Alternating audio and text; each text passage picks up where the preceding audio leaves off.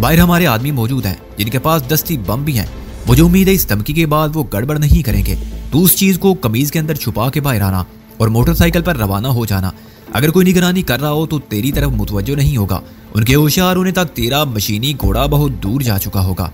इंग्लिस्तान में हमने मोटरसाइकिल चलाने की जो मशक की थी वो अब काम आनी चाहिए। मोटरसाइकिल का ताकुब भी मुश्किल होता है। ये सब तो ठीक है, मोहसिन ने कहा जो कुछ मुझे करना है वो तो मैं कर लूंगा, लेकिन ये जो आप बार बार मोटरसाइकिल का हवाला दे रहे हैं कहाँ से आएगी? फिक्र मत करो बच्चे, मैंने मोहसिन के कंधे पर हाथ मारा। फकीर के पास सब कुछ है, आ मेरे साथ। मोटरसाइकिल उन सैकड़ों स्कूटरों और मोटरसाइकिलों के दरमियान खड़ी थी जो बैडन रोड के शैदान वाले कोने से अल-फलाह बिल्डिंग तक पार्किंग के लिए मखसूस पतली सी सड़क पर एक कतार में मौजूद थी। उसी सफ में साइकिलें भी थी। चुनांचे इस बात का कोई इम्कान न था कि पुलिस ने उसे बरामद कर लिया होगा। हर रोज गाड़ियां गुम होती हैं, कुछ मिल जाती हैं, जो ना मिले उनकी खातिर गली कोचों की खाक को कोई नहीं जानता और सारी शहर की नाकाबंदी नहीं होती। उनके मालिक सुबह के मीठे फल का इंतजार करते रहते हैं। इस मोटरसाइकिल का एक फायदा तो ये है कि आप इसे बहरे जुलमात में भी दौड़ा सकते हैं। मैंने कहा 1 हॉर्स पावर की मोटरसाइकिल को आप घोड़ा समझ सकते हैं। दूसरा फायदा ये है कि किसी ने इसका नंबर नोट कर लिया तो इल्जाम हम पर नहीं आएगा। इसका मालिक डिसिल्वा कोई मातहत है, उसे हम कल फोन पर बता देंगे कि मियाँ रोना धोना बंद करो और फलां जगह से अपनी मोटरसाइकिल उठा लो।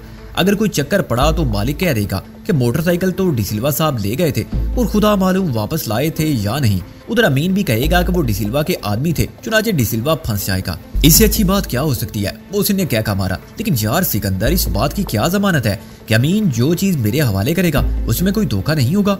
हमारे 10,000 जाया तो ना हो जाए। तू उसको समझा देना कि जिनका पैसा है वो आदमी को जाया कर सकते हैं, पैसा नहीं होने देंगे। मैंने कहा इसके अलावा ये तो जुआ है, हार गया तो अगली चाल चलेंगे। अब तू जा, मैं यहीं खड़ा हूँ। मोहसिन ने नबी में सर हिलाया। तेरे यहाँ खड़े रहने का फायदा कुछ नहीं, मालूम नहीं मुझे किस रास्ते से फरार होना पड़े। वैसे भी तू मेरी मदद करने के लिए वहाँ नहीं आ सकता, इसलिए खुदा हाफिज। मैं 1 घंटे के अंदर अंदर घर पहुँच जाऊंगा, शैला के घर। मैं मोहसिन को मोटरसाइकिल पर जाते हुए देखता रहा। मैं घर पहुंचा तो सूरज गुरूब होने वाला था। राबिया मुझसे पहले पहुंच चुकी थी और शैला से हमारी मसरूफियात की रिपोर्ट भी ले चुकी थी। इससे पहले कि वो मुझसे कोई सवाल करती मैंने उससे पूछ लिया कि खसरू जमशेद मकान का सौदा हुआ या नहीं। इससे पहले कि वो मुझसे कोई सवाल करती मैंने उससे पूछ लिया कि खसरू जमशेद से मकान का सौदा हुआ कि नहीं। सौदा तो हो गया, राबिया ने कहा, लेकिन खसरू जमशेद खुद नहीं पहुंचा। उसकी जगह एक वकील हाजिर हुआ जिसके पास मुख्तार नामा था। हकूक़े मलकियत हासिल हो गए हैं, लेकिन ज़ाब्ते की कार्रवाई के मुताबिक मुंतकिली में कुछ वक्त लगेगा। उसको बेचने का मरहला इसके बाद आएगा। इसकी हमें कोई जल्दी नहीं है, मैंने कहा, लेकिन सवाल यह है कि खसरू जमशेद ने खुद आने से क्यों गुरेज किया? उसके वकील ने सिर्फ ये कहा कि नागजीर वजूह की बिना पर जमशेद साहब हाजिर नहीं हो सके। बाद में मेरी उससे मुलाकात नहीं हो सकी, वरना मैं कुछ और मालूम करती। राबिया ने कहा खसरू जमशेद भी बहुत बड़ा ड्रामा है। मैंने कहा उसके बारे में मालूम करना पड़ेगा कि वो कौन है और उसकी कहानी में हकीकत को कितना दखल है, लेकिन ये सब कुछ बाद में होता रहेगा। अभी मोहसिन आ जाए तो उसके बाद हमें पहला काम ये करना है कि अपना ठिकाना बदलना है। इस वक्त इतनी जल्दी ये काम कैसे होगा? राबिया ने कहा इसकी जरूरत भी क्या है, ये एहतियात का तकाजा है। मैंने कहा शैला ने डिसिल्वा के सामने कह दिया था कि वो सदर में रहती है। अगर डिसिल्वा ये मालूम करने की कोशिश करे कि उसका हमसे कोई ताल्लुक है या नहीं तो उसे ज्यादा दुश्वारी पेश नहीं आएगी। शैला को यहाँ आए हुए ज्यादा दिन नहीं हुए, लोग उसके नाम या उसकी सूरत से वाकिफ नहीं, लेकिन तुम्हारी सुर्ख फॉक्स वैगन अक्सर यहाँ दिखाई देती है। वो अनजान बन के पूछ सकता है कि यहाँ एक खातून वकील रहती हैं जिनकी छोटी सी लाल रंग की गाड़ी है। मेरा ख्याल है बहुत से लोग कहेंगे कि उन्होंने गाड़ी भी देखी है और गाड़ी चलाने वाली खातून को भी देखा है। मर्दों के मुकाबले में कार चलाने वाली औरत ज्यादा नुमायां हो जाती है। शायद कोई ये भी बता दे कि तुम्हारा किस घर में आना जाना है।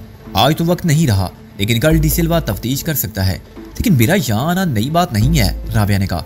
मासी हमारी पुरानी खादमा है और मैं गुज़िश्ता कई साल से यहाँ आ रही हो, इसमें तो कोई खरी नहीं। अभी मासी यहाँ रहे और तुम पहले की तरह उसके पास आती जाती रहो। मैंने कहा लेकिन शैला और उसकी माँ को तो रातों रात यहाँ से निकल जाना चाहिए, कल किसी को यहाँ उनका सुराग भी ना मिले। मकान हमारे पास है और ऐसी जगह पर है जहाँ डिसिल्वा के ख्याल की रसाई भी मुमकिन नहीं है। तुम अब घर जाओ ताकि अंकल रिजवी कुछ मुतमईन हो जाएं। मोहसिन के आते ही मैं शैला और उसकी माँ को कृष्ण नगर पहुंचा दूंगा। हम जरूरत का थोड़ा सा सामान ले जाएंगे, उसके बाद देखेंगे कि गुलबर्ग में शैला के पुराने घर से सब सामान उठाया जा सकता है या नहीं। आज की रात शैला को अपनी माँ के साथ उस घर में अकेले बसर करनी होगी। कल हम सब रिजवी साहब से इजाजत लेकर वहाँ पहुँच जाएंगे। लेकिन सुबह 9 बजे तो मैंने डिसिल्वा को टाइम दिया है कि मुझे पिकअप करे। शैला ने कहा उसका इंतजाम भी हो जाएगा। मैंने कहा तुम्हें सुबह 9 बजे वहाँ पहुँचा दिया जाएगा, हम खुद वहाँ मौजूद होंगे। मुझे मालूम नहीं सिकंदर कि तुम क्या करना चाहते हो, राबिया बोली, और जो कुछ तुम कर रहे हो वो सही है या गलत। तुमने इस खतरनाक खेल में शैला को भी घसीट लिया है। शैला को कल सुबह 9 बजे सिर्फ चंद मिनट के लिए अपनी सूरत दिखाने के सिवा कुछ नहीं करना है, मैंने कहा। डिसिल्वा की गाड़ी रुकते ही शैला का काम खत्म हो जाएगा, बाकी मामलात मैं और मोहसिन संभाल लेंगे। शैला उसके बाद खामोशी से घर लौट जाएगी। और तुम क्या करोगे, राबिया ने कहा। डिसिल्वा को अगवा करके ले जाओगे और कत्ल कर दोगे? ये तुमसे किसने कह दिया है? मैंने उसे बरहमी से कहा, मेरा इरादा सिर्फ ये है कि डिसिल्वा से कुछ बातें करूं। मुझे उसे बहुत कुछ पूछना है, वो आसानी से कुछ नहीं बताएगा, इसलिए मुझे जबर भी करना पड़ेगा और उसको ये भी समझाना पड़ेगा कि वो हमें कमजोर या बुज़दिल ना समझे। फना और बका के मसले में तो अपनी हिफाजत मुकद्दम है और अपनी जान बचाने के लिए दुश्मन से बराबर का मुकाबला करना कोई जुर्म नहीं है। मेरा इरादा डिसिल्वा को कत्ल करने का हरगिज़ नहीं है, लेकिन यह भी नामुमकिन है कि मैं उसे जीने की रियायत दूं और वो मुझे कत्ल कर दे। तुम कुछ भी करो सिकंदर, राबिया ने कुछ देर बाद कहा, बस ये मैं नहीं चाहती कि तुम किसी मुसीबत में पड़ जाओ। मेरी तो यही ख्वाहिश है कि जैसे भी हो तुम मसाइब की इस दलदल से निकल जाओ, ताकि हम बाकी जिंदगी आम इंसानों की तरह चैन और सुकून से बसर कर सकें। जब वो चली गई तो मैं सोचता रहा कि मैं अलादीन के चिराग जैसी वो त्रिस्माती कुव्वत कहाँ से लाऊं जो हर ख्वाहिश की तकमील का सामान बन जाए और ये जिंदगी उसी सांचे में ढल जाए जो राबिया के तसव्वुर में है। उसने कहा था कि हम आम इंसानों की तरह सुख चैन की जिंदगी बसर कर सकते हैं। उसने मेरे लिए ही नहीं अपने लिए भी सुख चैन मांगा था, लेकिन सुख किसे कहते हैं, आम आदमी कैसा होता है? ये कितने मामूली और आसान सवाल थे और कैसी अजीब बात थी कि मेरे लिए इनका जवाब देना मुमकिन न था। शैला मुझे अपने ख्यालात में महव छोड़ के दूसरे कमरे में मां के पास चली गई थी। दरवाजे पर मोटरसाइकिल रुकने की आवाज आई तो मैं चौंका। फिर मोहसिन अंदर आया। उसके कपड़े फटे हुए थे और बाल परेशान थे। क्या हुआ मोहसिन? मैंने एकदम उठकर कहा। किसी से झगड़ा वगैरह हो गया था? झगड़ा तो हुआ था, लेकिन परेशानी की कोई बात नहीं है। वो मुस्कुराया और दीवार से टेक लगा के फर्श पर बैठ गया। ये कपड़े तो मोटरसाइकिल स्लिप हो जाने से फटे हैं। तुझे ज्यादा चोट तो नहीं आई? मैंने परेशानी से उसके हाथों और पैरों की खराशें देकर कहा। नहीं, फिक्र की कोई बात नहीं। वो मुस्कुराया। मैं वो चीज ले आया हूँ, देख। इस चीज की बात छोड़, जा पहले नहा धो के जख्म साफ कर और कपड़े बदल, मैंने कहा। उसके बाद कोई दूसरी बात करेंगे। मोहसिन ने वो रेडियो ट्रांजिस्टर मेरे सामने रख दिया जो दर हकीकत बम था और खनसा। मेरे कपड़े यहाँ कहाँ हैं? इस हालत में घर गया तो अंकल रिजवी को जवाब देना मुश्किल हो जाएगा। अभी ऐसे ही चलने दे, बस मैं जरा मुंह हाथ धो लूं। इतनी देर में शैला ने चाय बनाई और मोहसिन ने अपना हुलिया ठीक किया। मैं बाजार से एस्प्रीन ले आया। मोहसिन की पतलून घुटने के पास से और कमीज आस्तीन पर से फट गई थी, लेकिन साफ सुथरा हो जाने के बाद उसकी हालत में नुमायां तब्दीली आई थी। इससे मेरी तशवीश खासी कम हो गई। चाय पीते उसने मुझे बताया कि जब वो दुकान में दाखिल हुआ तो अमीन अकेला था और हस्बे को वो मोहसिन को देखकर परेशान नहीं हुआ, लेकिन मोहसिन ने अचानक रिवॉल्वर निकाल दिया तो वो बूझ कर रह गया। 5000 लेकर उसने रेडियो ट्रांजिस्टर मोहसिन के हवाले कर दिया, मगर उसने बताया कि इस चीज को अपने साथ लेकर वो जिंदा नहीं जा सकेगा। मोहसिन समझ गया कि बाहर उसका रास्ता रोकने वाले मौजूद हैं। वो मोहसिन को पहचानते नहीं थे, लेकिन ये हो सकता था कि मोहसिन के बाहर निकलते ही अमीन चिल्लाकर उन्हें खबरदार कर दे और वो उनके नरगे में फंस जाए। मेरे लिए उस खबीज को खामोश रखना जरूरी हो गया था। मोहसिन ने चाय खत्म की और सिगरेट जलाकर कहा, मेरी जगह तू होता तो एक हाथ मार के उसको लिटा देता, मगर हमें ये जूडो कराटे वगैरह के दाव तो आते नहीं है। ये भी नामुमकिन था कि मैं उसे बांध कर डाल देता, उसके मुंह में कपड़ा ठोंस देता। मजबूरन मैंने उसके सर पर रिवॉल्वर का बट मारा। हाथ कुछ ठीक पड़ा और वो आवाज निकाले बगैर नीचे गिर गया। पहले तो मैं डर गया था कि चोट खतरनाक हुई तो वो मर जाएगा, लेकिन वो सिर्फ चकरा गया था।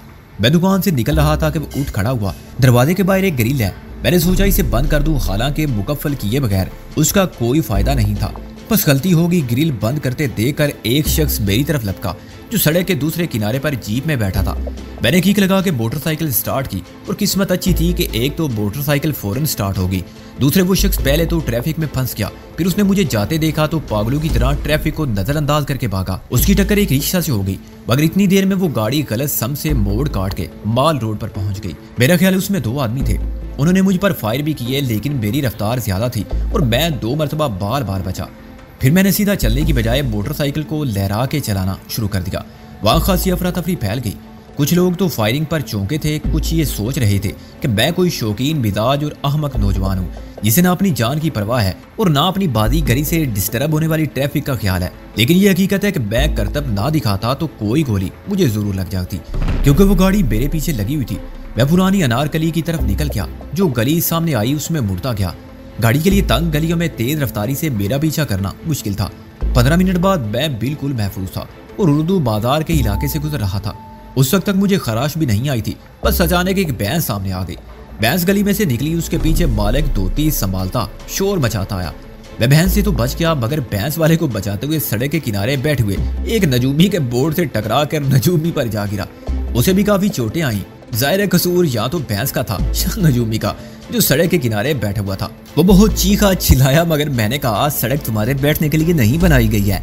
ऐसे ही नजूमी होते तो आज किसी और जगह बैठ जाते। मुझे और शैला को मुंह सुन के एडवेंचर का हाल सुनकर बेइख्तियार हंसी आ गई। शैला की आंखों में तो हंसते हंसते आंसू आ गए। हालांकि हंसने का नहीं, शुक्र करने का मुकाम था। एक भी गोली लग जाती तो मोहसिन ना जाने कहाँ होता, किसी हॉस्पिटल में या मुर्दा खाने में। लेकिन मेरी तरह मोहसिन का वजूद भी हकीकत पसंद था। खतरे का वजूद बरहक, मगर खतरा टल जाए तो उसे याद करके दहशत ज़दा होने का क्या फायदा। बात रवैये की है। मोहसिन की तरह यही बात मजे लेकर हंसते हंसते सुनाने की बजाय लरजते और कांपते हुए भी सुनाई जा सकती थी, मगर उससे सिर्फ हमारा हौसला कम होता, वसाइल कम ना होते। मैंने रेडियो ट्रांसमीटर को ऑन किया। बजाय इसका कोई नुकसान नहीं पहुंचा था, लेकिन इसको टेस्ट करना मुश्किल था।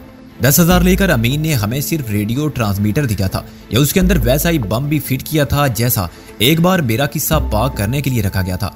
यह भी हम नहीं देख सकते थे, चुनाचे मैंने उसे रखकर मोहसिन को नकले मकानी प्रोग्राम से आगाह किया। शैला को और मासी को जल्द अज जल्द जरूरी सामान बांधने की ताकीद करके मैं और मोहसिन फिर मोटरसाइकिल पर रवाना हो गए। अब मोटरसाइकिल मैं चला रहा था और मोहसिन उस रेडियो ट्रांसमीटर को बगल में दबाए पीछे बैठा था। एक जमाना था कि हम इसी तरह लंदन में बेफिक्री से घूमते थे। आज मुद्दत बाद उन गुजरे हुए दिनों की याद ताज़ा हो गई। हम दोनों का मूड बहुत अच्छा था। हमें ये एहसास जरा भी परेशान नहीं कर रहा था कि हमारे पास कैसी हलाकत खेज चीज मौजूद है।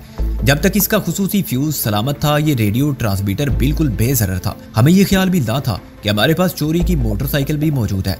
हमारी नीयत चोरी की हरगिज़ नहीं थी, चुनाचे हम मुतमईन थे। सुबह मालिक को फोन करेंगे तो उस ज़हनी अज़ियत की माफी भी मांग लेंगे जो हमारी वजह से उसको उठानी पड़ी। मोटरसाइकिल को हमने रिजवी साहब के घर के दूर ही खड़ा कर दिया और पैदल चलते हुए अंदर पहुंच गए। ये देखकर हमें मजीद इत्मीनान हासिल हुआ कि रिजवी साहब मौजूद नहीं है, लेकिन वो कुछ देर बाद आ गए। इतनी देर में हम नहा धो के फारिग हो गए थे और रिजवी साहब को हमने यही तासर दिया कि आज हम शरीफाना तरीके पर सरे शाम ही लौट आए हैं।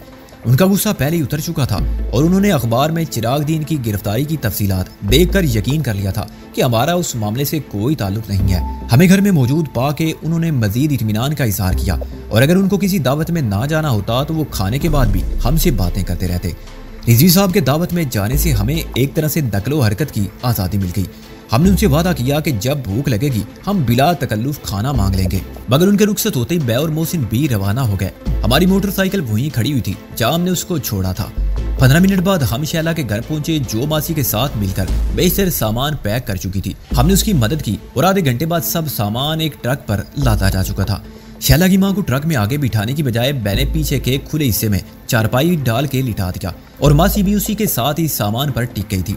ट्रक ड्राइवर से मैंने रफ्तार कम रखने की दरख्वास्त की और उसे 10 रुपए ज्यादा देने का वादा भी किया, लेकिन वो शरीफ आदमी था। उसने कहा कि बीमार को आराम से ले जाने के लिए वो एक पैसा भी नहीं लेगा। 10-15 मिनट की देर कोई बात नहीं। मोहसिन आगे ट्रक ड्राइवर के साथ जा बैठा और मैंने शैला को अपने साथ मोटरसाइकिल पर बिठाकर उस काफिले की रहनुमाई की। मेरी हिदायत के मुताबिक मासी ने आसपास के रहने वालों को बता दिया था कि वो मॉडल टाउन में कुछ दिन के लिए अपनी बहन के घर जा रही है, जो कृष्ण नगर से बिल्कुल मुखालिफ समत में था। रात के 10 बजे हम सामान को शैला और उसकी माँ के साथ अपने नए घर में पहुंचा चुके थे। मासी बहुत हैरान और परेशान थी कि ये सब क्या हो रहा है और क्यों हो रहा है, मगर वफादारी और दूसरों पर एतमाद उसकी फितरत में शामिल था। उसने खुद को हालात के और हमारे सुपुर्द कर दिया था, इस यकीन के साथ कि हम उसके हक में जो कुछ करेंगे अच्छा ही करेंगे, लेकिन बुरा भी हुआ तो वो तकदीर का लिखा समझ के कबूल कर लेगी। शैला की माँ का वजूद और अदम वजूद बराबर था और वो शैला का साथ देने पर मजबूर थी। शैला इस नए माहौल से खौफजदा थी। हमने उसे तसल्ली दी कि आज ही रात की बात है, वो खिड़कियां दरवाजे बंद रखे और किसी अजनबी के अंदर दाखिल होने से पहले फरार हो जाए। फरार के लिए पिछला रास्ता था जहां अंधेरे में फैले हुए खेत थे। चलते चलते मैंने शैला को यकीन दिलाया कि ये मकान बहुत महफूज जगह पर है और किसी दुश्मन के यहाँ पहुंचने का सवाल ही पैदा नहीं होता। कृष्ण नगर से गुलबर्ग का फासला काफी था और हमें शैला के पुराने घर तक पहुंचने में पौन घंटा लग गया। मोटरसाइकिल दूर छोड़कर मैं और मोहसिन बातें करते अजनबी मन के घर के सामने से गुजरे। मकान तारीकी में डूबा हुआ था और वहाँ कोई पहरेदार भी नहीं था। साब्ते की कार्रवाई के मुताबिक तफ्तीश करने के बाद पुलिस वाले भी इस घर को भूल चुके थे। 3 मरतबा सामने से गुजरकर हमने इस बात का इत्मीनान कर लिया कि थोड़ी सी एहतियात से काम लेकर हमारे लिए सामान उठाना मुश्किल नहीं होना चाहिए। घर की चाबियां मेरे पास थी। इधर उधर देखकर मैं 4 फुट ऊंची दीवार पर से अंदर कूद गया। मोहसिन ने मेरी तकलीद की। 4 मिनट बाद हम घर के अंदर मौजूद थे। एहतियातन हमने बाहर की कोई लाइट नहीं चलाई और अंदर भी खिड़कियों के पर्दे शीशों पर फैला के इस बात का इत्मीनान कर लिया कि बाहर किसी को रोशनी नजर ना आए। घर में इतना सामान था कि एक पूरा ट्रक भर जाता। वो ट्रक भरते भरते रात गुजर जाती, जबकि हमें ये काम कम से कम वक्त में करना था। बाहिमी मशवरे से हमने तय किया कि भारी सामान और गैर जरूरी फर्नीचर, पर्दे और कालीन वगैरह छोड़ दिए जाएं, लेकिन शैला के जाती इस्तेमाल की सब चीजें, कपड़े और सूटकेस और थोड़ा बहुत फर्नीचर साथ ले लिया जाए। बर्तन समेटना फजूल था। कुछ बर्तन मासी अपने साथ ले गई थी और बाकी बाजार से भी खरीदे जा सकते थे। सबसे बड़ा खतरा ये था कि कोई देख ना ले। आसपास की कोठियां दूर थीं और बाजार वैरान नजर आती थी, लेकिन ये हो सकता था कि कोई रोशनी देखे तो समझे कि शैला और उसकी माँ वापस आ गई हैं। लोग आमतौर पर यहाँ एक दूसरे से बेताल्लुक रहना पसंद करते थे, मगर शैला का घर गैर मामूली हंगामा आराई का मरकज रहा था। चुनाचे कोई भी तजस्सुस में मुबतला हो सकता था। हम थोड़ा बहुत खतरा मोल लिए बगैर चारा ना था। मैं मौसम को सामान इकट्ठा करके दरवाजे के करीब लाने के लिए कहा और खुद ट्रक लेने चला गया। इतनी रात का ट्रक आसानी से नहीं मिल सकता था। मैं 1 मील तक पैदल चलता गया। जो ट्रक मेरे करीब से गुजरते थे वो सामान से भरे होते थे। मिलाकर मुझे सड़क के किनारे एक छोटी झोंपड़ी जैसे होटल के करीब खाली ट्रक खड़ा नजर आया। मैं ड्राइवर के चाय पीकर वापस आने का इंतजार करने लगा, क्योंकि मैं दूसरे लोगों के सामने नहीं जाना चाहता था। ट्रक ड्राइवर मेरी बात पर बहुत हैरान हुआ। रात को ट्रक एक शहर से दूसरे शहर के दरमियान चलते हैं, मगर आधी रात को घर का सामान कोई नहीं उठाता। मेरी मजबूरी की बात सुनकर उसने जो मुआवजा तलब किया वो आम शरह से 4 गुना था, लेकिन मैंने ये भी कबूल कर लिया और ट्रक ड्राइवर को मजंग चलने के लिए कहा। ट्रक ड्राइवर हद से ज्यादा बातूनी और बेपरवाह था। 1 मील दूर निकल जाने के बाद मैंने उससे कहा कि ट्रक की चाल में फर्क क्यों पड़ गया है। मुझे तो अपने यार की चाल में कोई फर्क नहीं लगता, ड्राइवर ने बेफिक्री से कहा। फर्क तो है, मैंने इसरार किया। कहीं पिछले पहिए की हवा तो कम नहीं होगी। अपने ट्रक में हवा, पानी, तेल, पेट्रोल सब फुल रहता है। मैंने खिड़की से बाहर सर निकाला और पीछे वाले पहिए को देखा। अजीब ड्राइवर हो तुम, मैंने कहा। पीछे वाले पहिए में आधी हवा भी नहीं रही है और तुम्हें फर्क महसूस नहीं होता। अभी पहिया बिल्कुल बैठ जाएगा तब मानोगे। ड्राइवर को अपनी महारत पर इतना यकीन था कि उसने घूर कर मुझे देखा, गियर को न्यूट्रल करके दरवाजा खोला और नीचे उतर गया। पलक झपकने में उसकी जगह मैंने ले ली। ट्रक ड्राइवर घूमकर पिछले पहिए की तरफ गया ही था कि मैंने स्टीयरिंग संभाला और ट्रक को गियर में डाल दिया। ड्राइवर चिल्लाया, मगर उसके लिए ट्रक का ताकुब करना नामुमकिन था। 2 फरलांग दूर जाकर मैंने रास्ता बदला और 1 घंटे बाद मुखालिफ सम से गुलबर्ग जा पहुंचा। परेशानी की कोई बात नहीं थी। ट्रक ड्राइवर पुलिस स्टेशन गया होगा तो उसने मदंग की बात की होगी, और पुलिस गई भी होगी तो मदंग की तरफ, जो किसी तरह हमारे रास्ते में नहीं पड़ता था। इसके अलावा हमें ज्यादा से ज्यादा 2 घंटे के लिए ट्रक की जरूरत थी। उसके बाद हम ट्रक को कहीं भी छोड़ सकते थे। जब मैं ट्रक की लाइट ऑफ करके उसको आहिस्ता आहिस्ता चलाता हुआ अंदर ले गया तो मोहसिन बड़ी बेचैनी से मेरा इंतजार कर रहा था। उसने मुझे कोई सवाल नहीं किया और हमने जरूरी सामान ट्रक पर लादना शुरू कर दिया। मामूली आवाजें किसी के कानों तक नहीं जा सकती थी, मगर हम मोहतात रहे। सामान निकालने और चढ़ाने की कार्रवाई खामोशी से सरंजाम देते रहे। 1 घंटा बाद हमने इत्मीनान का सांस लिया। थकन से हमारी हालत गैर हो रही थी, मगर अभी तक किसी ने हमें नहीं देखा था। घर के अंदर बड़ी बड़ी अलमारियां, बेड, संदूक, ड्रेसिंग टेबल और फ्रिज वगैरह रखे गए थे, जिनको उठाना मुश्किल था। बाकी सब कुछ हमने समेट लिया था। हम ट्रक लेकर रवाना हुए थे कि सड़क पर गेट के सामने एक मोटरसाइकिल आ रुकी। मैंने मोहसिन को खबरदार किया, क्योंकि मोटरसाइकिल से उतरने वाला कोई इंस्पेक्टर था या सब इंस्पेक्टर।